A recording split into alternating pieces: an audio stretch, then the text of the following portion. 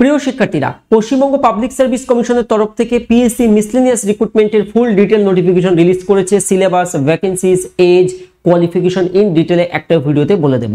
অবশ্যই ধৈর্য সহকারে প্রথম থেকে শেষ পর্যন্ত দেখবেন। Welcome to TWS West Bengal number 1 study channel.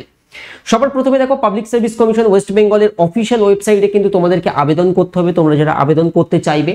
তবে একটি বিষয় মনে রাখবে, এখানে কিন্তু কোনো এডিট উইন্ডো তোমাকে প্রোভাইড করা হবে না। There shall be no edit window after closure for of online submission of application.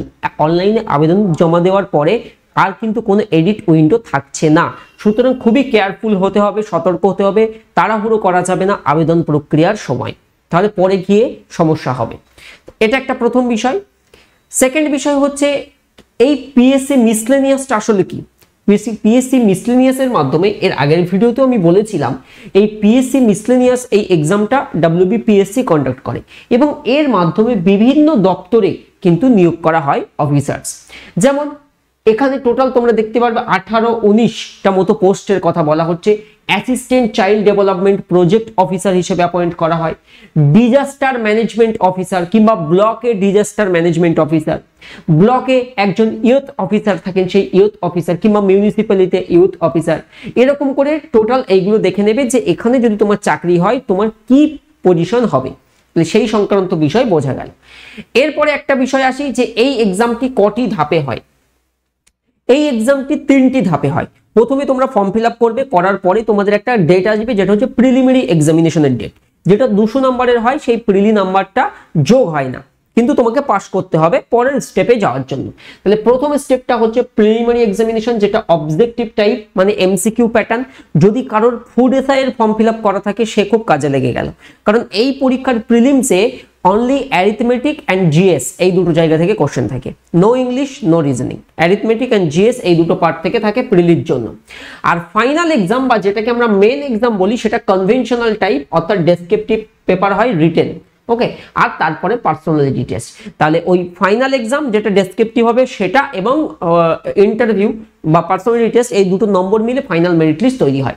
Kolkata সহ পশ্চিমবঙ্গের বিভিন্ন জেলার বিভিন্ন সেন্টারে কিন্তু এর পরীক্ষা আয়োজিত হবে। তাহলে মিসলেনিয়াস সার্ভিস রিক্রুটমেন্ট এক্সামিনেশন 2023, যদি পে স্কেলের কথা বলি, পে লেভেল 10 অনুসারে 32,100 থেকে 82,900 ফর কিছু পোস্টের জন্য 1 থেকে 11 সংখ্যক এই যে পোস্ট দেখালাম তার মধ্যে।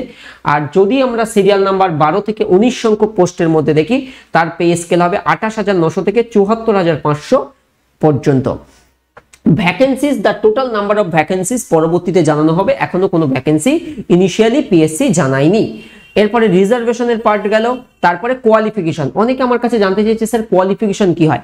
তুমি যদি যে কোনো শাখার গ্রাজুয়েট হয়ে থাকো, তুমি যদি কলেজ ইউনিভার্সিটি ডিগ্রি কমপ্লিট করে থাকো, যে কোনো শাখা, সেটা অনার্স হতে পারে, পাস হতে পারে, যে কোনো শাখা, অর্থাৎ a degree from a recognised university or equivalent.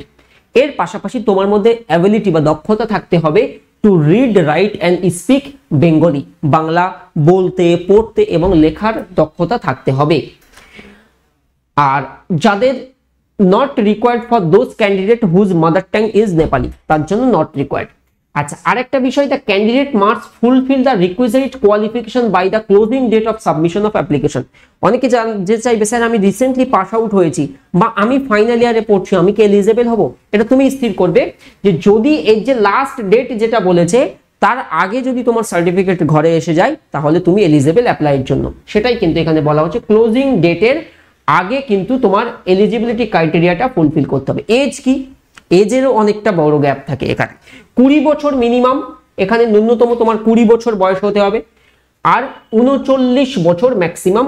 বয়সের হিসেব করবে 1/1/2023, 1 জানুয়ারি 2023 এর হিসাবে 20 থেকে 39 বছরের মধ্যে বয়স হতে হবে।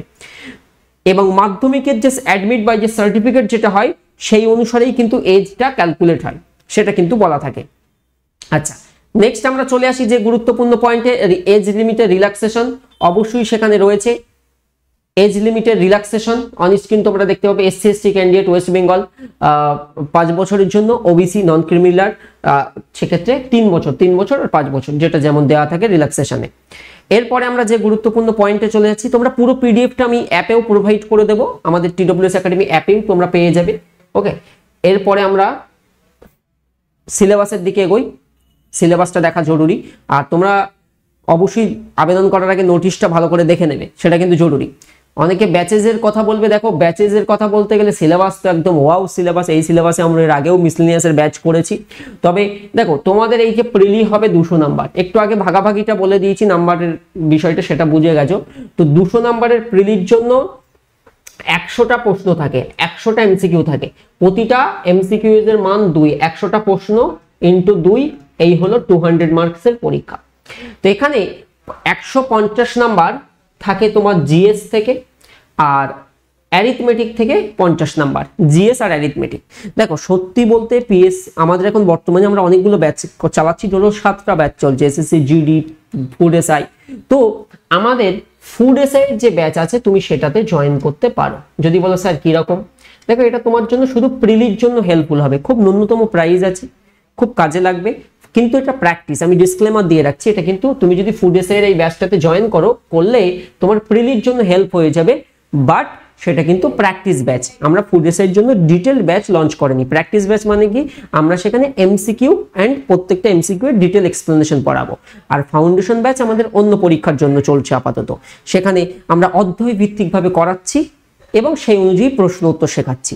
আমাদের প্র্যাকটিস ব্যাচ লঞ্চ হয়েছে ফর ফুড এসআই, তুমি যদি জয়েন করো সেম সিলেবাস, বোঝা গেল? হ্যাঁ, ওখানে 1 নাম্বার, এখানে 2 নাম্বার, আর কোনো বিষয় নেই। তাহলে এটা গেল প্রিলি।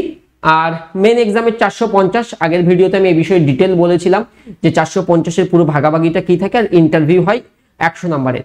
আর এখানে যদি সিলেবাসের কথা বলো, এই দেখো আমি তোমাদেরকে দেখিয়ে দিচ্ছি। জেনারেল স্টাডিজ, WBCS এ দেখেছো জেনারেল স্টাডিজ, তো যার মধ্যে আমাদের কি কি পড়তে হয়, যে জেনারেল স্টাডিজ এর মধ্যে তোমাদের 150 নাম্বার থাকবে।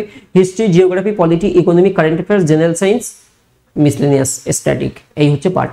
এইগুলো পড়লেই তোমার জিএস এর পার্ট রপ্ত, এবং ফাইনালের জন্য রপ্ত, এই তোমার জিএস এর জন্য।